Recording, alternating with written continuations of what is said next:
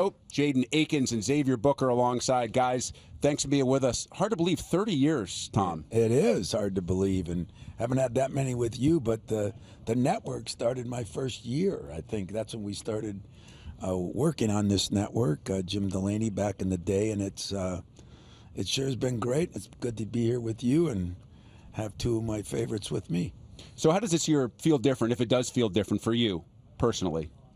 Well, it's the concern on what the four new teams will be. I don't think it's going to be anything real different.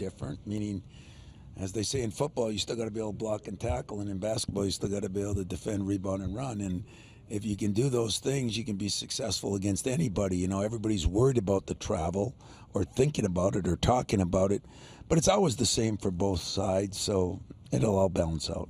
Always helps when you have a couple of players like the guys that you brought with Jaden and Xavier. Help me introduce these guys, if you would, a little bit. Let's start with Jaden. Well, Jaden has been here 4 years, and he's been a 4-year guy, and he started the last 2 years, and he's been one of our leading three-point shooters. I think for his career, he's shooting over 38% from the three, and I think right now that's going to be very critical for us. We have to have a go-to guy down the stretch. I think we got great depth. I think we've got some experience. We got a couple new guys, but Jaden Akins is going to be asked to do a little bit more off the ball. He's going to be a little more on the ball. I think he's got to be one of my best defensive players, which he has done that very well lately, and he is my best student. So he's kind of covers a lot of boxes. And then Xavier Booker, we all know last year, it wasn't what maybe everybody wanted, but sometimes, rankings can be one way or another. Expectations can be one way or another. I thought Xavier handled it better than maybe most people did because, this day and age, when you struggle, you usually pack up and leave.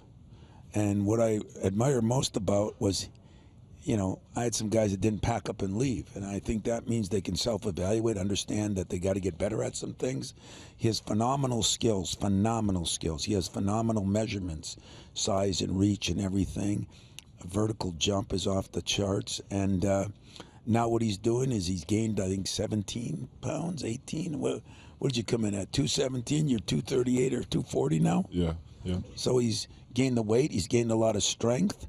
And now it's a matter of, when you lose or gain a lot of weight, I had, guys like Draymond Green or Xavier Tillman lost a lot of weight. When you got to learn how to play with your new weight, whether it be positively or negatively. And so I tell him sometimes he could go in and dunk the ball now because he doesn't have to worry about guys. He's strong enough.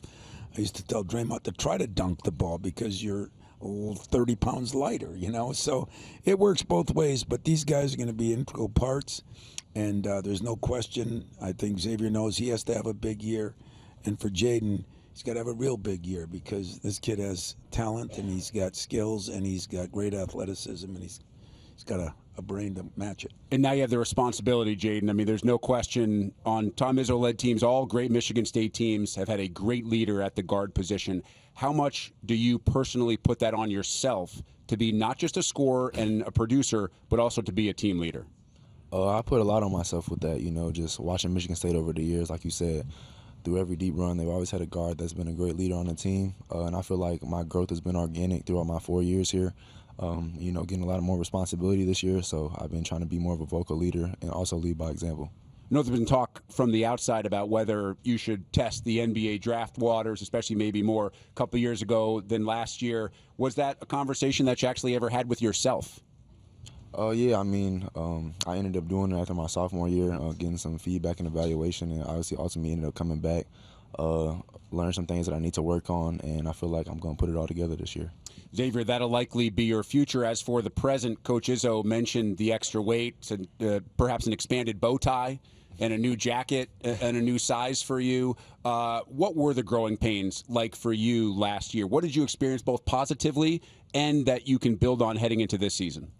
Well, I was a freshman last year. I was new to college basketball, the whole game itself, so it was a big learning curve for me. Coming in as a freshman, I know that I needed to get stronger. I know that I needed to play more physical, and I know I needed to do a lot more things. So obviously it was tough during times not being able to play, but that ultimately builds character, and that made me a better player in the end. And over this past summer, I've been putting on weight, putting on strength, and I've been learning how to use it and kind of just put everything together. So I remember back to Minneapolis in March, and Coach Izzo inserted you into a game early when you were kind of struggling in the Big Ten tournament. You gave a really good spark. How many of those moments did you feel like you had last year where you said, okay, now I have the chance to play. I can not just play at this level, but at times I can dominate at this level?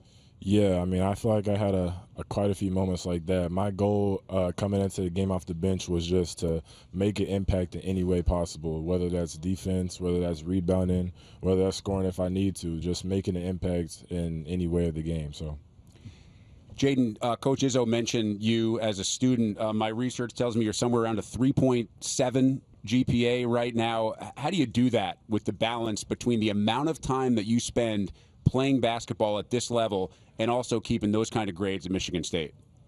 I would say it's just time management, you know. I mean, I try to start my days early, get my workouts in early throughout the day, and then I have time for schoolwork to get that done too, so time management. What does it do for a coach when one of your best players is also one of your hardest workers in the classroom? Well, he's one of the hardest workers, period. I mean, he's a guy that lives in the gym, but I almost got rid of him last year because grade point was getting so high. I never want to coach a guy who's smarter than the head coach. So I was thinking about, putting him in the portal because of that reason. But all kidding aside, I mean, he's done everything. You talk about work. I mean, this guy deserves to have a great year. You don't say that about everybody, believe it or not. I mean, he's put in the time throughout his whole career. And I do think it's going to come together. And like Xavier said, maybe the one thing he didn't say, he has had those moments. Yep. Now we got to make him consistent moments. And if he has those consistent moments, he leads us like I think he can. And he's got to score the ball. I mean, there's no secret. We've if there's one area right now, Tyson Walker was a guy that could really score the ball. I think we're going to be better and good in all those positions. We have to be able to score the ball, and we have to have a go-to guy. And the guy to my left is the guy that, should be the guy. Well, it's interesting that you bring up Tyson because unlike a lot of other teams, you haven't really gone hard into the portal. Purdue hasn't done that either. You look at the nucleus that you have back and the high school recruiting class that you have not just this year, but that you have continued to recruit over the last couple of years. Why has that remained your philosophy, and how have you been so successful in keeping that philosophy? Well, Matt and I talk about it. He gets a guy, I get a guy. Frankie Fiddler is going to be a guy that's going to come in and help us immediately. But I think you owe it to the people, too. You want players to be to trust the coach. You want players to be accountable. You want players to care about the program. If you're bringing in guys to recruit players, they don't get to grow in the program. So it goes both ways, and you got to find the happy medium. For me, the happy medium, I like who I got. We got to get better. I got to get better. They got to get better. And if they do, then we got homegrown guys that are playing with a purpose. They're playing for the name on the front and on the back, and that makes it a heck of a deal. I think I saw Trey before. I think Cohen was supposed to be here as well. How do you feel about the nucleus of this team with just those two guys plus the two that are up here that I mentioned and others returning that have had experience in this league knowing what it takes to get through? Well, Trey has had one of the better preseasons. This last couple of times struggled a little bit in Europe, as we all did, shooting the ball. But coming back, Trey's been very good in playing both positions. He can play the point, he can play the two. I also think in Cohen Carr, he might be the best athlete, one of the best in the country, I think we'd all agree. But he's gotten stronger. He's gotten better with his shot. That still has to improve, but he's now realizing if I run the lane, if I be a good offensive rebounder, I can get my points other ways. And probably the other guy that's been really solid for us is Jackson Kohler, and he's been kind of a guy that was hurt, missed 2.5 months last year. So I think we have enough pieces. Jace Richardson is one of the freshmen that has played a decent amount already, and son of Jason Richardson. And so I think we got all the pieces we need, and I think we got the depth that we need, but you always still need your star players to step up a notch, and I've got some of them here today. Jaden, you've been around Coach Izzo a long time. I'm curious, how do you know when it's okay after Coach Izzo says something to you to have a conversation and to go back and forth, as opposed to when it's time to just go sit at the end of the bench and let him blow off steam?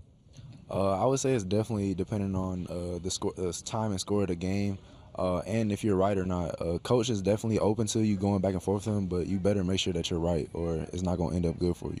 As a freshman, how willing were you last year to tell Coach Izzo if you thought he was wrong when he was telling you something? I mean, a couple of times, yeah. Okay. So, but yeah, just a couple of times, yeah. That is part, though, of what you have done with this program, especially with the point guards and the leaders. We've seen you having conversations, sometimes animated conversations, but conversations that are back and forth, not necessarily always one-sided. Well, first of all, you're thinking of the old days when you were here. You know, it's a little different nowadays. You get a little more kid gloving it. But, you know, some of that started with Draymond. You know, some of those huddles were unbelievable, you know. And the problem is he was right more than he was wrong. Which meant you were wrong more than you were right? Sorta. That's not a good thing, but I did appreciate it. And that's what made me realize, you know, if I say something to Jaden, maybe what I see on the bench is different than what he sees there, you know? And that's where I do got to trust him some. But the film never lies. And so we do spend a lot of time watching film. I spent a ton of time watching film. And I think they realize, for the most part, what I tell them I've seen. And I think there's getting to be more of a trust, especially with Book. Jaden is great, but especially with Book, I think he sees that and understands that, and doesn't always like it. But why would you like it? You know, I mean, I wouldn't either. But the goal that I think we all realize, I want what's best for them. I think they want what's best for me. I hope they know I got the experience and my staff has the experience, and it's been good. I mean, we have good chemistry, but every coach says you have good chemistry. We have good camaraderie. Every coach says that.